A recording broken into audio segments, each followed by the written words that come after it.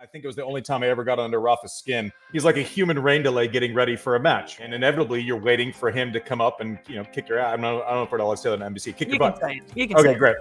I decided one time in Miami, it was 2010, that as soon as he was ready, I was going to start reading a book. And so I did it. And that's the only time I've ever seen Rafa even a little annoyed. I should have started reading at some point before that, yes. Welcome, everyone, to the French Connection, brought to you by NBC Sports and Racket. We'll be covering the tennis, as you know, from the French Open right through the Olympics back in Paris at Roland Garros, and we'll cover everything in between. Today, we have a very special guest. Alongside of me, of course, is Sam Querrey. What way? That way. I don't never know which way to point. Anyway, Sam Querrey, of course, joining me again, and the one and only former world number one US Open champion, the one and only Andy Roddick. Hi, Andy. Thanks for joining us today, buddy. How are you, friends? Well, we're great now that you're here. I appreciate it. This is cool. Thanks for having me on. Yeah, we're excited to talk to you. Obviously, it's early days in the French Open, but we've had some amazing storylines already, of course, Rafa, et cetera, et cetera. But before we get into that, Andy, I want to ask you on a personal level, give us your best Sam Querrey story. Oh, that's easy. It's the easiest thing. One that I can tell on air anyways. I'll leave one out, but it was easy. Normally we had like punishments for practice partners for Davis Cup, and they were, pretty benign, like lame stuff, give a speech, do whatever. So we had this idea with this young kid, Sam Querrey, that, listen, so as everyone's coming back from dinner, I think we were in Palm Springs, as everyone's coming back from dinner, all these people volunteer just so they can eat free food and wearing ties, and that was kind of, I quickly figured out that was the only reason why Davis Cup existed, was for the free buffets for these people. But anyways, as they're coming back in from the fancy night out, we'd figure we'd have the young buck singing some songs and karaoke machine in the lobby of the hotel. And we didn't really account for the fact that Sam might really like it. And so it wasn't much of a punishment when he said, you know what, that was good. I can do better. Can I do another song? And so we were defeated. They just had to lean into it at that moment, because the practice partners up until that point was more just kind of the speeches at the team dinner. And you guys tried to kind of one up that. You're like, you know what, we're not going to do that. We're going to make you sing karaoke in the lobby. Yeah. And it just, put my best foot forward and did two songs. Little did we know how much of a ham Sam really is. I mean, let's face it, we've seen some beauty since. But Andy, we spoke about an interesting story where you offered him, is it true that you offered him $500 when he played Rafa if he won a set to do the bull dance on the way to the changeover? I don't remember it specifically, but that definitely sounds like something that I would have done. Yeah. Cincinnati, 2005 or 2006, I believe. Well, yeah, I mean, listen, it definitely sounds like something I would have done. Hopefully, if I did do it and he did it, that I paid up. That would be embarrassing. But one thing I learned very quickly, there are some people who are immune to just like, average embarrassment. And Sam has no time for average embarrassment. He will get right to it. Do not bet him to do anything, because you will come up, you will have less money than when you started the conversation. All right, Sam. So now it's over to you. Give me your best Andy Roddick story. Well, other than the Rafa one that we all know now. Right. I mean, there was so many. We spent a decent amount of time together. I think when I was like 17, 18, 19, Andy would have me out to Austin occasionally for like kind of practice weeks. And gosh, you might not even know this. One of the times I was there I was dating someone at the time who lived kind of outside of Austin. And when you were asleep one night, I did take your car without you knowing to visit said girlfriend, and got back. You never knew. We had practice the next day. All was good. Smile on my face. Worked hard. But I remember my heart rate going down the steps of your house. You lived on that house kind of on the lake in Austin. Yeah. I bet my heart rate was at 200 miles an hour. Just boom, boom, boom. Yeah, getting your keys. It was a risky move. Yeah, that's before Sam realized that there were security cameras. But it really didn't matter. It would have bothered me had he not shown up properly the next day. But hey, listen, you still get your 7 or 8 hours and you show up and work. I could care less what you do. Right? Yeah, exactly. Listen, I don't know if you. Why was your heart rate at 200? Was it more about actually going to see this chick, or was it actually it was stealing? just like Essentially stealing I'm Andy's car. stealing Andy's car. Like, God forbid something happens. Like, you probably wouldn't have cared though. Wait a second, Andy. You actually had no idea this happened? No, I mean, I don't think he's as sneaky as he thought he was, but simply like, listen, if he's going out, he's trying to, as long as he shows up the next day, I don't care. You know, you're not taking anything away from my day. I probably would have just given him the car. He didn't need to commit a felony. You know, it's not as if he was going out to a bar and show up like, you know, whatever, and I wasn't going to get in trouble because I had a, you know, underage drinker in my house or something. Now, that probably wouldn't have bothered me as long as he got his 8 hours. Oh my God! First of all, thanks for both those stories because they're fantastic, and you know we're gonna you know what with those. But anyway, all right, Andy. So we are at the French Open. It is going on right now as we speak. Give me your favorite French Open story. I mean, I know you have a plethora of them. I'm sure. I don't have that many. I did say the other day on our podcast, I said I actually finally realized my value add to Rafa, and that was, I can tell him what to do with the other 13 days of Roland Garros. Like, I can finally add value on like what to do for the other 2 weeks that the tournament is going on. It's such a foreign concept for him. I obviously didn't have many success stories at the French Open, but I will tell you my best day of the year every single year would be, I would leave Paris after losing to someone depressing like Mutis or Akasuso or Mahut or all of all the other giants that I lost to at the French Open. But I would leave the venue and I was like, okay, I don't know. I was probably like 40 in the world on clay. And then all it took was like a 3-hour train ride. And I was like 2 or 3 in the world again. I just pop up in London, practice on a grass court. That first day on grass, I'm like, okay, no problem. I step off the train and I'm good at tennis again. I'm number 1 in the world. Come on. Yeah. I mean, exactly. This guy over here, Sam, he probably feels the same way.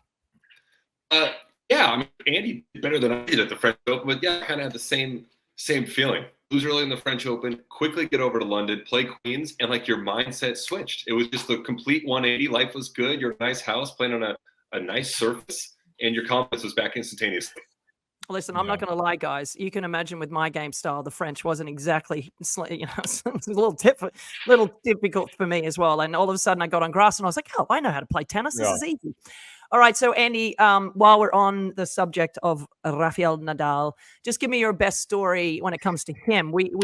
Sam and I told some stories the other day about, you know, me leaning on him drunk at the US Open, essentially, you know, and him telling me that he saw me lose, like all the things. Sam told a great story. What about you? What's some of your fun stories about Rafa that you'd like people to know? Yeah, there are a couple. You know, I remember I had played him at the 04 US Open and he was 17 and I kind of went through him pretty quick. And then we were playing the Davis Cup final in Seville. We were over there in the final, 28,000 people or whatever. And we get a message like right before the match. And it says they're subbing out Ferrero, who was at the time maybe 3 or 4 in the world, for this guy that I had beaten 0-2 and 3, you know, 3 months earlier. And I'm on going what surface, just out of curiosity. Away in Spain. They played us on clay, Rennae. No, I'm saying the surface that you beat him on. Oh, it was at the US Open. Thank you, Sam. So I'm like pumped. I'm like, what idiots! I cannot believe how dumb these people are. They're like muy stupido in España right now. This is an absolute gift. And so I walked out there and realized that it was not the same human. When he played on clay, I lost in 4 sets. It was a miracle that I won 1 set, and then he won his first French Open like 4 months later. So wow. I'm the big dummy. A couple things that I did that I think it was the only time I ever got under Rafa's skin was he was infamous for, one, he's the nicest, most respectful person ever, but he's like a human rain delay getting ready for a match, right? There's like taping the fingers and he does all the things, and it's like, so you're always inevitably the one standing at the door waiting for him, and inevitably you're waiting for him to come up and, you know, kick your ass. I don't know if I'll say that on NBC. Kick your butt. You can say it. Great. And so I decided one time in Miami, it was 2010, that as soon as he was ready, I was going to start reading a book. And so I did it, and that's the only time I've ever seen Rafa even a little annoyed. And I actually think he ended up kind of breaking a racket that day. So point being, I should have done it a lot earlier. You should have done a lot of reading. I mean, it could be said for so many things, Andy. I should have started reading at some point before that. Yes. Yeah. You definitely should have. So with Rafa kind of toward the end here, we've got Novak still playing. Roger's done. You said before that Novak at the 3 resumes is the best, which I agree with. If you had to go with Rafa and Roger, whose resume are you picking between the 2 of them? Oh, it's so service dependent, and I honestly just am so exhausted by the conversation by now. You can blindly look at resume. I don't know. I don't honestly know the peripheral stats as much. The Masters 1000 years at number. I know Roger has 1 million years at number 1, and Rafa has less years at number 1. I know he has 2 more slams.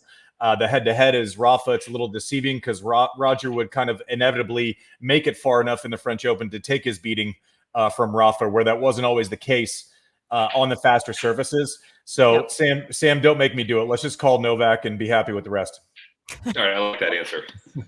Yeah, I mean, I agree. I think I'm sort of tired about talking about it as well. I mean, we do it in the women's game from time to time. We're going to ask you a question towards the end of this about something that I was like, oh God, I don't know who to pick, and we'll get to it. But I think the bottom line is I'm always such a person that's like, can we just appreciate them all? Because they're all so different personality-wise. Imagine how many Grand Slams they could have won if neither of them had had each other. I mean, you would have won a couple of Wimbledons without Roger. I mean, we can go back and forth about all of that sort of stuff. I want to know from your perspective, Andy, going into the French Open, and we're seeing the American guys doing pretty well, like Taylor, like Tommy Paul, like they're pushing a lot of guys on the red clay right now.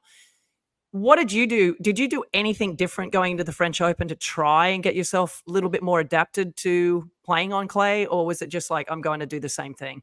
Well, it was dependent. I mean, as we're seeing right now, I think the French Open is the most weather dependent slam that we have. And so where I always struggled in Paris, and I've tried to explain this before and hopefully it'll come off the right way, but if you take most clay courts and you pinch it and you get it between your fingers, it kind of feels like salt, right? It's a little grittier. You can actually dig in for big bodied, artificial movers like myself.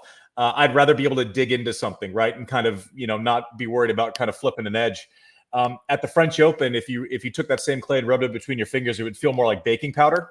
Yeah. And so that first step, so I would serve and then try to like split or react off of a return. And I felt like my foot was kind of always giving. So I just struggled at the French Open. And inevitably, I kind of got stuck on Lenglen anytime I played a French guy, and they'd water the tarps behind the court. And, you'd come up with like a little mud ball. And so I really did struggle. So early on in my career, I did really commit and want to do well there. Later on in my career, probably midway through, I was hyper focused on everything. Every decision I made was about trying to win Wimbledon. And there were no real secondary conversations. So I'd be lying if I said I wasn't completely aware of maybe the French Open being an 8-foot ceiling where, there was a tournament out there that might not have a ceiling, or at least it was a lot higher. So I would take a break after Indian Wells. I would get my body right to go over and play a couple tournaments on clay. But the reason I was training those weeks after Indian Wells was to try to get my body right so I could kind of withstand the tour through Wimbledon and be ready there. Yep. So round 2 of the French Open going on right now. I'm sure you're watching a bunch of matches like we are. We've got Osaka versus Iga the other day. Is that the match of the tournament so far? What are your thoughts on that match? Yeah, it has to be the match of the tournament for so many reasons, right? Because you have this thing where Iga's developing this like kind of Rafa-like mystique on clay. So anytime that gets interrupted, it's it sets the whole venue, makes it still. Obviously, Osaka's comeback, the fact that they have the highest slam totals of anyone active in the tournament. Yeah. With the 4-4, can Osaka put herself back into this kind of high level conversation? I've loved the way that she's building throughout the year, and the fact that she's having a performance like this, even being on the wrong side of it, at a slam again, that'll raise a lot of people's antennas around the tennis world. So you have kind of this mixture of maybe our biggest mainstream star with Naomi coming up against Iga Swiatek, who has this mystique. So all the cards were there. It was just a matter of, can Osaka play well enough on this surface specifically and at this moment in her career, while she's still kind of in build back mode, to challenge Iga. And boy, did she ever challenge Iga. Iga barely got out of there. I thought it was the match of the tournament, quality of tennis. And I think storylines outside of saying goodbye to a player that we all love and respect with Rafa. It was obviously going to be the Rafa show. But just as quality of tennis and champions and storylines, I like the Osaka Iga match for sure. Oh, I like that. Osaka. It wasn't a saga. Oh, that was accidental. I like that. I mean, look at you, huh? You're in TV now. You're just like coming up with quips left and right. So, if you see here, I love this quote from Naomi. This is like, first of all, this is like putting a flag in the sand, baby. This is like, okay, great match. It's your best surface. I cannot wait to play you on hard court. I mean, shit, that's a dagger. And I actually said after the match, I think I tweeted it out. I said, Naomi Osaka, if she plays like that, to me, is the favorite to win the US Open.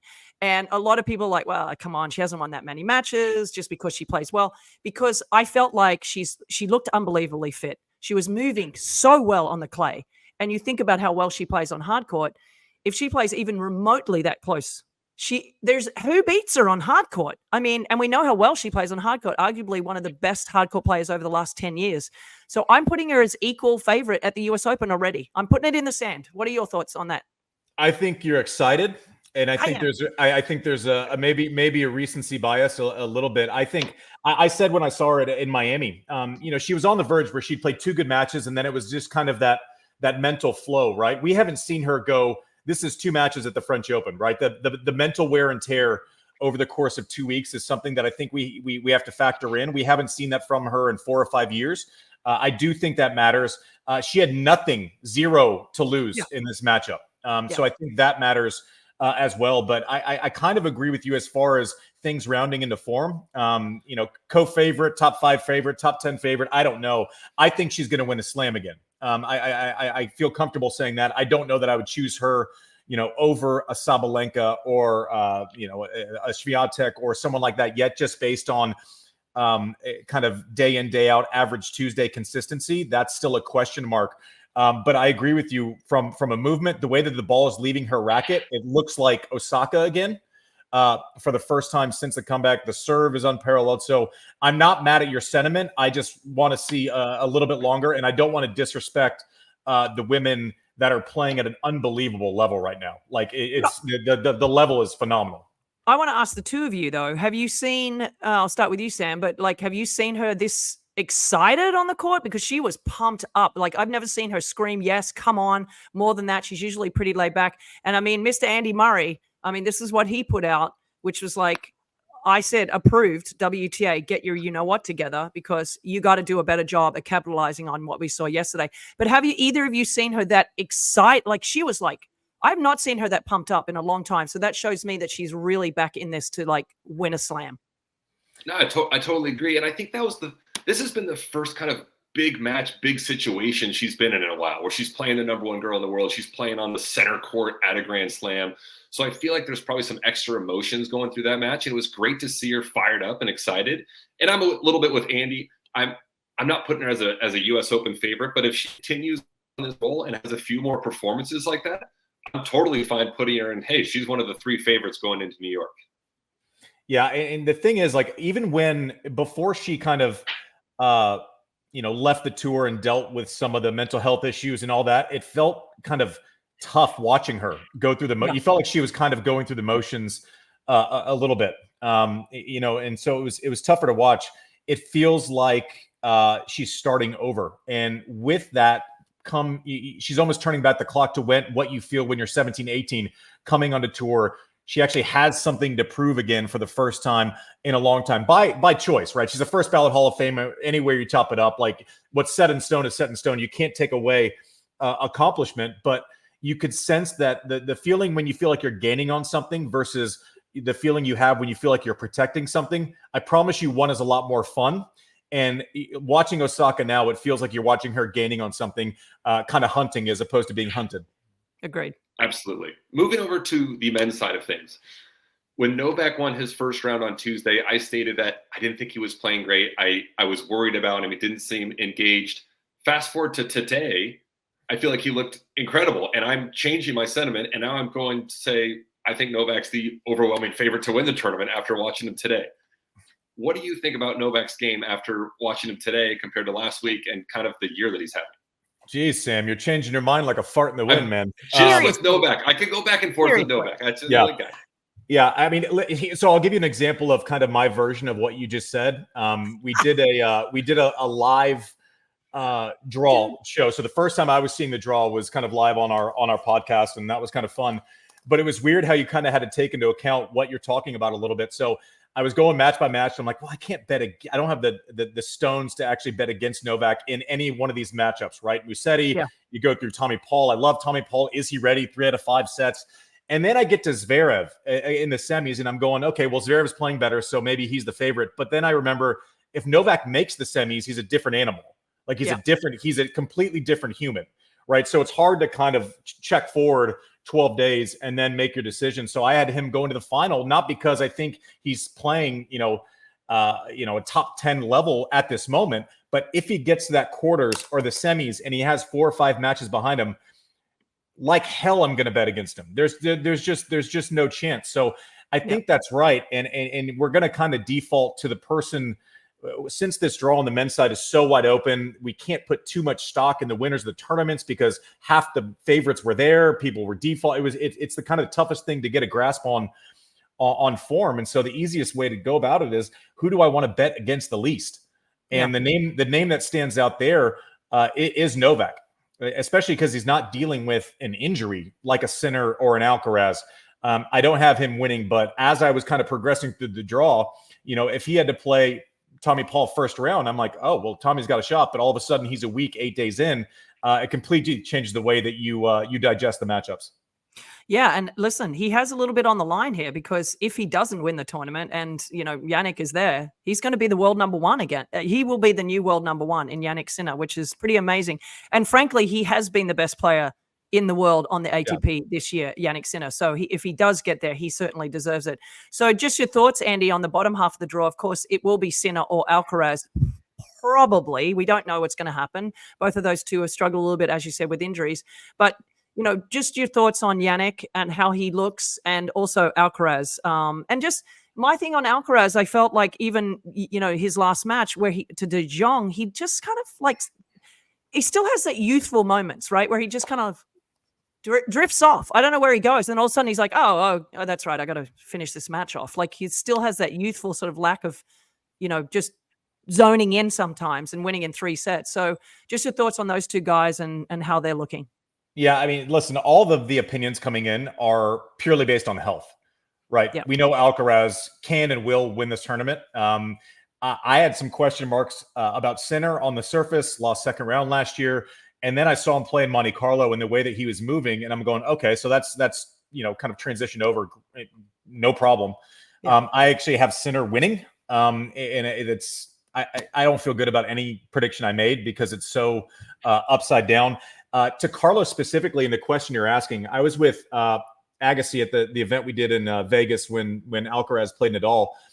And we kind of came to this consensus that the problem with having all the options is that it takes time to learn when to use all the options. Like dummies like me and Sam, it's like, okay, we're going to try to surf through you, then we're going to try to smoke something.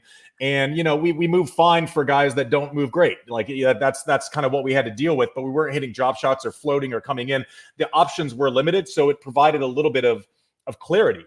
With Alcaraz, it's like he's this combination of, Roger, Rafa, Novak. And I think the more that he develops into Novak, where he can just lock you down, punch that back in, get the ball flight down, not feel like he has to be phenomenal every point that he wins, it's going to be worse for us as fans because it's so much fun to watch, even when he's going through those peaks and valleys like you're talking about.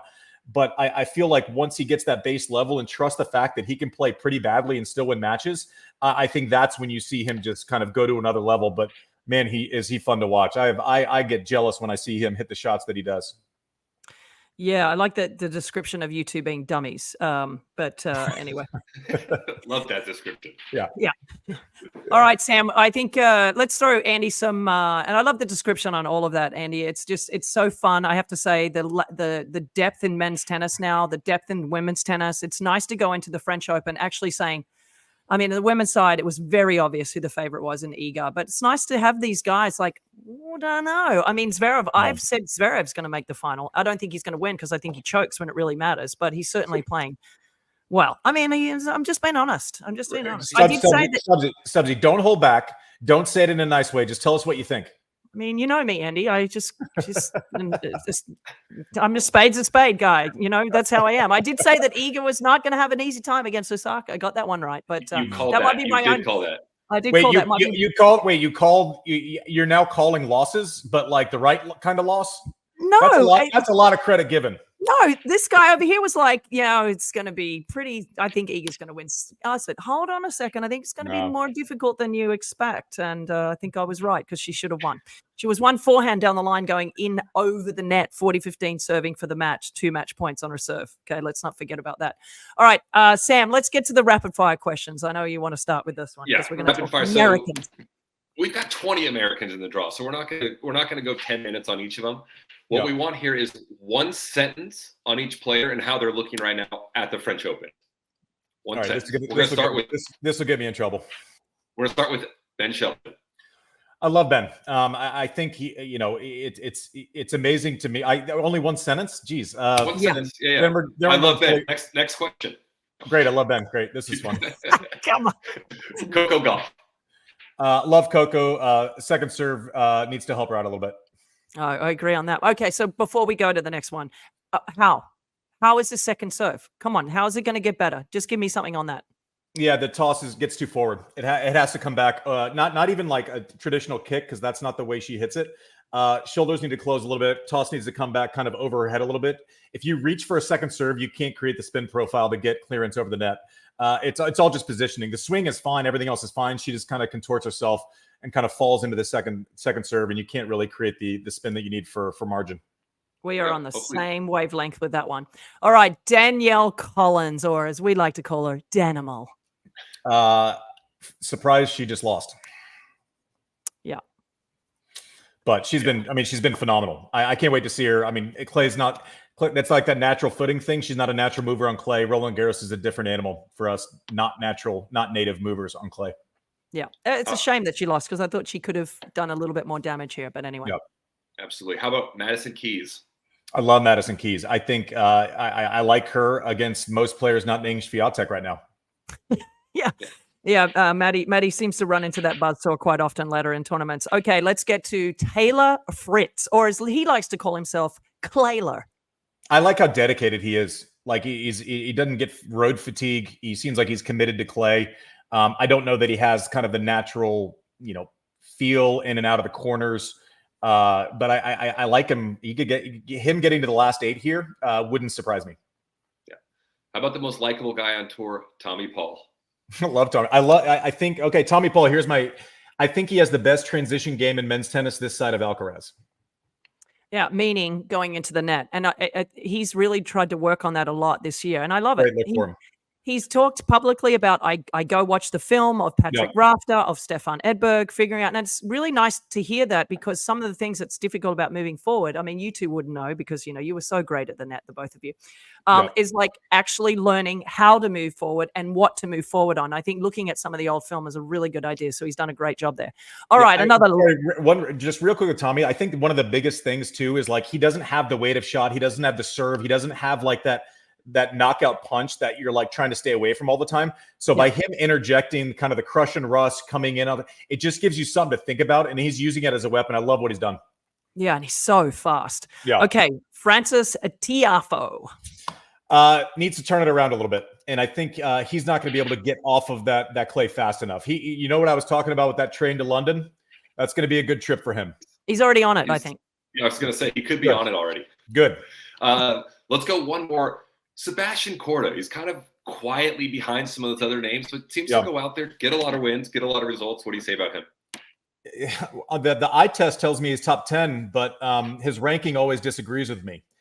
When you watch him, he's smooth. I think he leaves a lot on the table with his serve, especially at 6'5". I'd like to see some freedom of that elbow to where he can actually get some torque on it. It feels like he kind of goes a little bit T-Rex on it. It's a little bit too close, but I love the way he moves. It just seems like once a set, all of a sudden he makes 2 errors and he's down love 30 trying to get through service games. Yeah, it's a shame. Obviously, the wrist injuries really affected him over the last couple of years. It's affected the forehand. You can sort of see it in his face. He looks just a little dejected from time to time. And it's such a shame because, he was just having such a great career there for a little while until that injury really hurt him. But he is still part of the best sporting family in the world, let's face it. Although, Crazy. sadly, his sister, Nelly Korda, had a 10 on a par 3 today. So she's really knocked herself out of the US Open contention. Oh, what a loser. I mean, have you ever had a 10 at a par 3? Look at you. You're so disgusted. You're Sorry. like, I pulled my cord and it just everything went. I'm sure I've had a 10 on everything on the golf course. 5s, 4s, 3s. I don't discriminate. All right, we're going to throw in some old timers now for you to discuss. Stan Wawrinka, he lost to Kotov, but he got through a match against Andy Murray. Just give me your favorite Stan story. I got one for you. So I lost, or I basically tore my knee apart against him in Shanghai one year. It was like 2009. 2009. And I hear him as I'm like limping off the court on crutches, say to the umpire, "This guy always defaults against me." I'm like, man, okay, not the time, bro. Not the one. That I didn't like that. Didn't like it. I don't know if you did you see he's playing in his most recent match, Pavel Kotov. There's a picture right now going around of Kotov's mom gripping his rackets.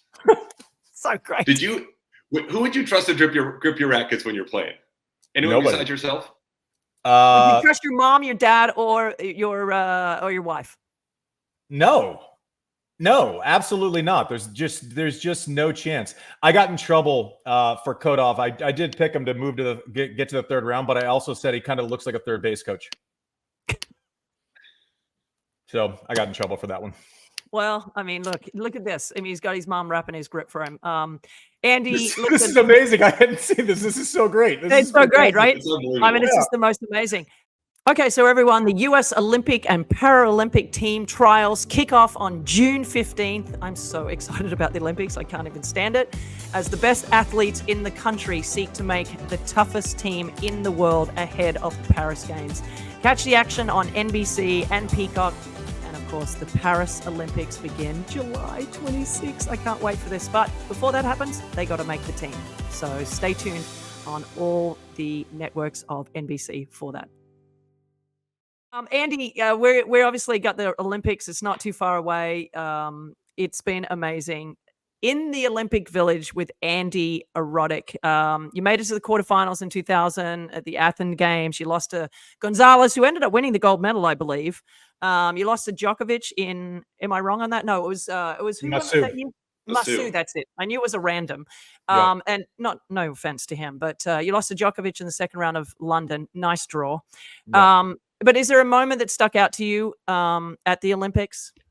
I enjoyed being Marty's cheerleader in 2004. I lost in the round of 16, I think, to Gonzalez, and then he had a run kind of all the way to the final and was up a couple sets on Masu. So I had fun just pulling for Marty. I was the highest ranked practice partner that week. So that was a blast for me. London, I thought I had I was feeling pretty good. I had won a tour event the week before. I'm like, grass, this is great. And then I walked off against that match against Novak.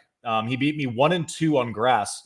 And I walked off and I said, you know what? I didn't actually play that badly. And that was the first time I realized that the game had probably passed me by. And I retired like 3 months later. Smart choice. Yeah. Is there a moment at the Olympics? Obviously, we've got athletes from everywhere. Have you ever starstruck? You ever seen Usain Bolt or someone in the village or walking around that you kind of went, whoa, that guy or that girl is larger than life? I liked watching. They didn't stay in the village, but watching the U.S. basketball team kind of make their appearance and walk through, the village in Athens, it kind of had these, 4-level buildings and people had these little patios. And all of a sudden this bus lands and they're just walking through the village, and to just see the sea of humanity from all over the globe just surround these guys. That was there was listen, you knew who Michael was and you knew who Tito was. And they were Michael. Yeah, that was the coolest thing about the Olympics, was just running into random people like that. Like Ming, Yep. what was that basketball player from China? Remember Yao what we Ming. were like walking Yao next to him, Ming. trying to take photos. Like, look at the size of this dude. Yeah. It was unbelievable. But we had an interesting conversation with Jess Pegula the other day about the Olympics, and she would like to see the Olympics tennis be a little bit more like a team event rather than individuals. What do you think of that? Yeah, I think that's right. I think ideas are easy. I think execution is harder. I think in tennis sometimes we have the knee-jerk reaction to say, well, we should do this, we should shorten the schedule, we should do all this, and then it's like, well, how do we do that? I'd be like, I don't know, we should just tell the people. I'm like, okay, that doesn't exactly work in theory. If they could create the space and it didn't eat up another week of the calendar, because one of the things, we can't really sacrifice our tour, more than the allotted days for an Olympic thing. So as long as they could fit it in the allotted time, where we're not giving up another 1,000 or switching surfaces one more time or something like that, I'm all for it. I think it could probably separate. I'd like, imagine a college tennis match, men and women combined. That would be insane. I certainly, it would reward countries that had a lot of depth, which selfishly, as an American, I would be for. But yeah, I think there's something to it. Again, you'd have to just see kind of how all the moving parts fit together and if that was actually a reality. All right, Andy, we're going to move on. We're going to move on to let's move on to the drop shot, because I know that Andy's got to get going for his own show. But let's move on to the drop shot. Last show, we asked folks on Twitter, Andy, about to send questions to you. So let's get to them now. Which current player, just in general? US, not a man, ranked #1 in the world since you in 2000. What does the US program, training, et cetera, need to do to get back there? Which current player do you believe has the best shot, and why? Well, I think we need to stop making it about a program that's going to make us get there. I don't think that's the case. I mean, Sam came for training weeks. We would work out at a high school track. Like, you can get your work done. Stop pointing fingers elsewhere and maybe have a hard look in the mirror. Sometimes I don't think we need to rely on, anyone giving us anything to make it happen. But I also think that we've made so much progress where, at the end of my career till now, with the amount of players we're putting in the top 15 consistently, it's just a matter of time till one breaks the right way. And so I feel better about now than 12 years ago. The best drop shot is Carlos Alcaraz, and there's not a lot of doubt. I don't think. I think he might have the best drop shot of all time. And now you see copycat syndrome going on, where now everyone's trying them. But in order to have a great drop shot, if you're not like Santoro, some wizard, I think you have to have a massive forehand, so people check step backwards, right? Yep. So you get a defensive position, and then if you can kind of throw it underneath, people don't see the setup. They just think drop shots are hit when people are in stride. It's against movement. It's against kind of the check step. And he's become a master of that very early in his career. And also the shot from Novak that doesn't get talked about nearly enough is his ability to take it back with two hands, where it looks like a topspin backhand, and then drop it up the line. It's an unbelievable shot. Yeah, agreed. All right, let's get to the next one. This is from Jeff Malcolm. You can read this one. Sam?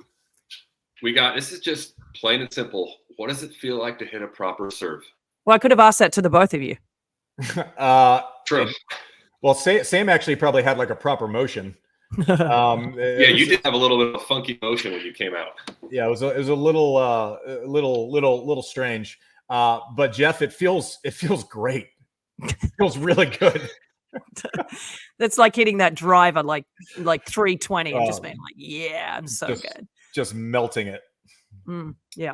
All right, let's get to Andy. Right. Oh, one match on clay. Okay, this is the question we had a hard time. Of the week. This is the question of the week, Andy. If you had one of these women to play a match for you to save your life, who would it be? And the match is going to be on clay. And you have to, this is for our viewers, you have to tweet us at NBC Sports and give us the answer on Twitter or X or whatever you call it these days. But we're going to ask you live on air whom you would like. Oof. Tough one. I love this question. I'm happy they put Henin on here because she didn't get talked about enough.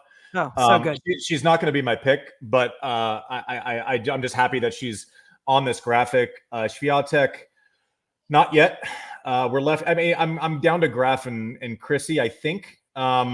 It's weird because you had Graf kind of take over from Chrissy, and then Celis this is brutal. I'm with you, buddy. I hate this so much. hate choosing because it's like there's It's no right for your answer. life, Andy. It's for your life. Yeah, I think You have children. Yeah, I do. I think probably Steffi. I think her career numbers would have rivaled Graf. We forget that she retired after having won it. So I don't know that I'm going to punish her volume numbers because she just decided to take a decade off. Yeah, 29 she stopped, and she won, as you said, the French Open over Martina Hingis. Incredible. Yeah. I would not disagree with you. Of course, Chrissy's record on clay speaks for itself. It's like it's unheard of, and also Monica Seles' record against Steffi at the French was unbelievable until we know what happened, sadly, to her. So, listen, bottom line, I'd take any of these chicks to play a match for my life on clay. Yeah. I agree. Yeah, I hate my answer, and I still I love the question. I hate it all at the same time. I'm good with it. I know who I'd pick in the men's. Yeah, it's too odd men, but women. What about you, Sam? I'm going Graf as well with Andy. I didn't watch.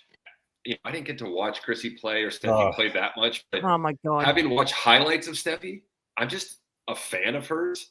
I want to watch her play a match on clay. So Steffi's my answer as well. And not to mention, like we said earlier, she was done at 29. Who knows how many more she would have won had she kept playing.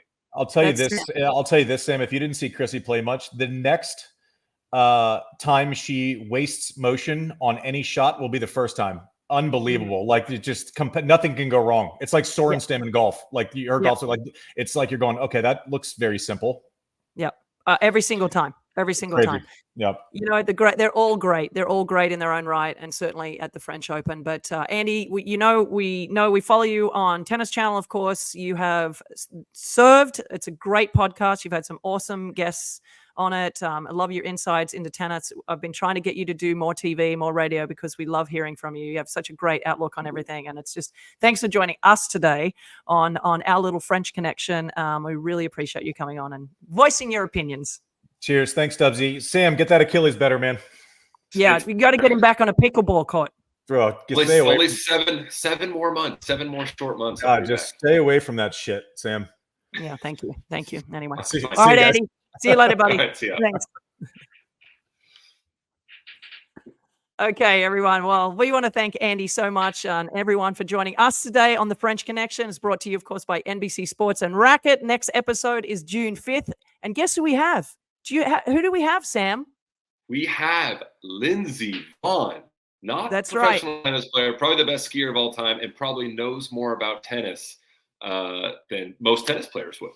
Yeah, Lindsey absolutely loves tennis. I cannot wait to get into some stories with her. She's been ever present at every single Grand Slam over the last couple of years. As you said, arguably one of the greatest skiers of all time, and certainly the best, there's no question, the best downhill skier we've ever seen in the history of the sport. So she likes speed, she loves tennis, and she loves talking about it. So we're very happy to have Lindsey on. So hopefully you'll join us. And thanks again for joining us today. Sam, way to go, buddy. You got some quids in there against Andy. And we'll see you guys next time. See you later.